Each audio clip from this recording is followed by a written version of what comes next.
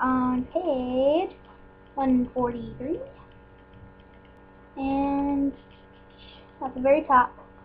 So here we go. Oh wait, no, wait. The part where it says in the morning. So yeah, be on that part.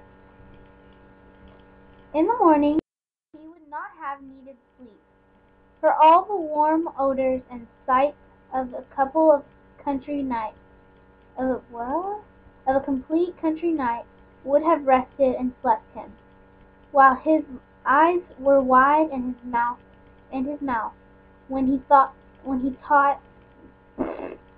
thought to test it, and half a smile. And there, at the bottom of the hayloft, there waiting for him, would be the incredible thing. He would step carefully down in the pink light of the early morning, so fully aware of the world that he would be afraid, and stand over the small miracle, and at last bend to touch it, a cool glass of fresh milk, and a few apples and pears laid at the front of the steps. This was all he wanted now, some sign that immense world would accept him, and give him long time he needed to think all the things that must be thought. A glass of milk, an apple, a pear. He stepped from the river. The land rushed at him, a tidal wave. He was crushed by darkness and the look of the country, and the million odors on the wind that iced his body. He fell back under the breaking curve of darkness, and the sound of smell in his ears roaring. He whirled. The stars poured over his sight like flaming meteors. He wanted to plunge in the river again, and let it idle him safely on down somewhere. This dark land rising was like that day in the childhood swimming, when from nowhere the largest wave in the history of remembering slammed him down in salt and mud and green darkness, water burning the mouth and nose, retching his stomach, screaming, too much water, too much land. Out of the black wall before him, a whisper. A shape in the shape, two eyes. The night looking at him, the forest seeing him, the hound. After all the running and rushing and sweating it out and half drowning to come this far, work this hard, and think yourself safe, and sigh with relief, and come out on the land at last, only to find the hound. Montag gave one last agonized shout, as if he were too much for any man. Okay, just gonna pause right there for a second so I can. What the? I just need to check something right quick. Hold on.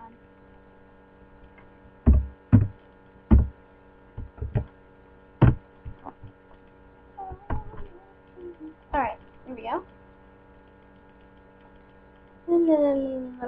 Okay. The shape exploded away, the eyes vanished. The leaf piles flew up in a dry shower. Montag was alone in the wilderness, a deer. He smelled the heavy musk of perfume, mingled with blood and gummed exhalation of the animal's breath, all a cardamom, the moss and the ragweed odor in the huge night, where the trees ran at him, pulled away, to the pulse of the heart behind his eyes. There must have been a billion leaves on the land. He waded in them. A dry river smelled of hot cloves and warm dust. The only smell. Oh, and the other smells? There was a smell like a cut potato from all the land, raw and cold and white, from having the moon on it most of the night. There was a smell like pickles from a bottle, and a smell like parsley on the table at home. There was a faint yellow odor like mustard from a jar. There was a smell like carnation from the yard next door. He put down his hand and felt a weed rise up like a child brushing him. His fingers smelled of licorice, I guess? He stood breathing, and the more he breathed the land in, the more he could fill up all the details of the land. He was not empty. There was more than enough here to fill him. Then he would always be more than enough. He walked in a shadow tide of leaves, stumbling, and in the middle of the strangeness, a familiarity, I can't say it any other way, I tried, okay. His foot hit something that rang dully. He moved his hand on the ground, a yard this way, a yard that way. The railroad track. The track had came out of the city and rusted across the land, through the forest and woods, deserted now by the river. Here was the path to wherever he was going. Here was the single familiar thing, the magic charm he might need a little while to touch, to feel, beneath his feet, as if he moved onto it with bramble bushes, and the lakes of smelling and feeling and touching among the whispers and the blowing down of leaves. He walked on the track, and he was surprised to learn how certain he suddenly was of a single fact he could not prove. Once long ago Clarice had walked here, where he was walking now. Half an hour later, cold and moving carefully on the track, fully aware of his entire body, his face, his mouth, his eyes stuffed with blackness, his ears stuffed with the sound, his legs prickled with burrs and needles. He saw the fire ahead. The fire was gone, then back again. When a winking eye, he stopped, afraid he might blow the fire out with a single breath. But the fire was there, and he approached it warily.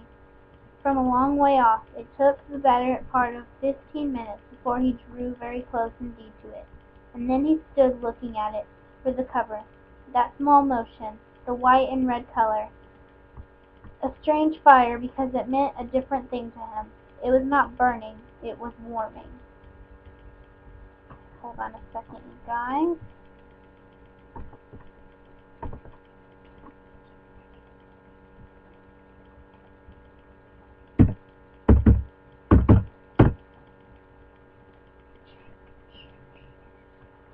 Okay, it was warming. He saw many hands held to its warmth. Hands without arms, hidden in the darkness above the hands. Motionless faces that were only moved and tossed and flickered with firelight. He hadn't known fire could look this way. He had never thought his life that it could give as well as taste. Even its smell was different.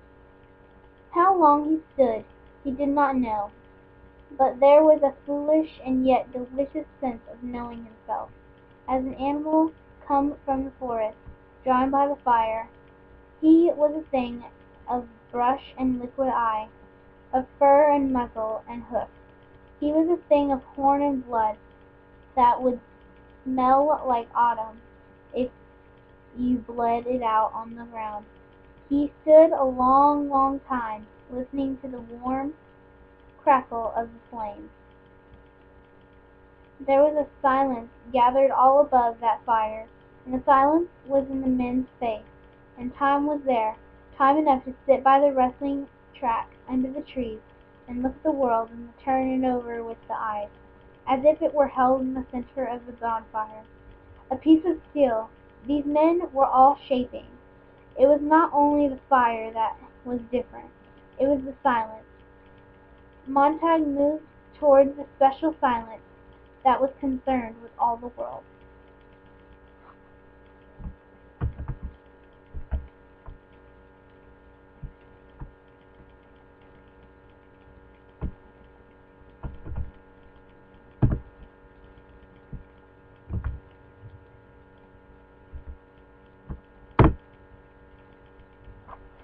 Sorry. And my hair looks like a mess. Okay. Anyway.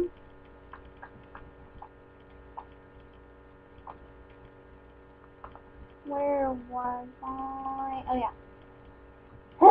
And then voices began, and they were talking, and he could hear nothing of what the voices said, but the sound rose and fell quietly. And the voices were turning the world over and looking at it. The voices knew the land and the trees and the city which lay down the track by the river. The voices talked of everything. There was nothing they could not talk about. He knew from the very cadence and motion of the continual stir of curiosity and wonder in them. And then one of the men looked up and saw him, for the first, or perhaps the 7th time, and a voice called to Montag, "All right, you can come out now." Montag stepped back in the shadows. "It's all right," the voice said. "You're welcome here." Montag walked slowly toward the fire, and the 5 old men sitting there, dressed in black and blue denim pants and jackets, and dark blue shirts. He did not know what to say to them. "Sit down," said the man who seemed to be the leader of the small group.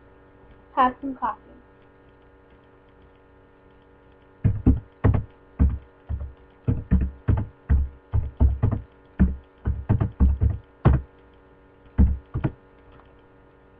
Okie dokie. Starting to get really dark in here and barely see. You're just kind of going off the light from my computer right now. It's just like a little dim light. That's why everything looks all, yeah. So, oh yeah, found it. Okay. We watched the darkness steaming mixture pour into a collapsible tin cup. Actually, let's just wait for this turn. 43 to 47. Alright, I know I didn't read that much. I was kind of going slow. I'm kind of talking to someone on Skype, so it's taking me a while. So I'll try to go faster next video. Sorry. Bye.